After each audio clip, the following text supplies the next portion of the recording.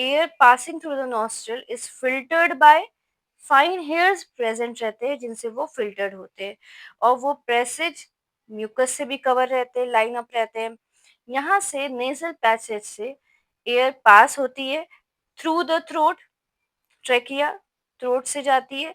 और वो कैसे रहते हैं आप ये देख रहे हैं, rings, cartilage, rings of cartilage are present. ये जो रिंग ऑफ कार्टिलेज प्रेजेंट रहता है यहाँ पे, तो ये ऐसा क्यों स्ट्रक्चर रहता है, in order to prevent it from the collapse, ताकि हम बोल रहे हैं या हम खा रहे हैं तो बीच में कोलैप्स ना, हमारी सांस क्या हो, कोलैप्स ना हो, बीच में फंसे नहीं, तो रिंग ऑफ कार्टिलेज है तो ताकि वो इजीली पास ऑन हो सके। ठीक है, इसलिए रिंग्स ऑफ कार्टिलेज रहता है क्रिस में। Yes, it is present in the throat और ट्रैकिया।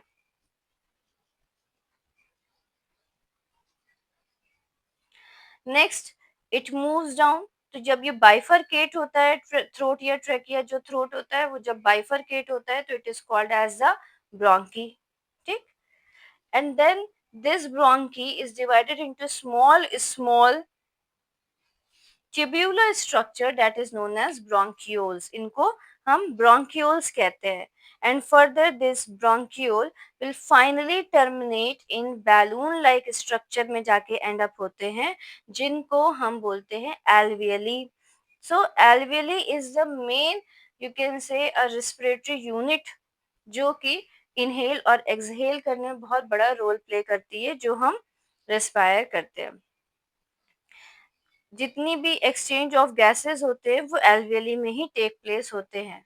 सारे इंपॉर्टेंट जितने भी एक्सचेंज ऑफ गैसेस होते हैं, इनहेल एक्सहेल करने में ऑक्सीजन एब्जॉर्ब कर रहा है, एक्सहेल कर रहा है कार्बन डाइऑक्साइड, वो सारा किससे होता है, एल्वियली से होता है। The wall of the alveoli, अब इनकी वॉल्स जो होती है वो पूरी ब्लड वेजल से कवर्ड अप रहती है। ठीक है, now we move toward the important point of this respiration.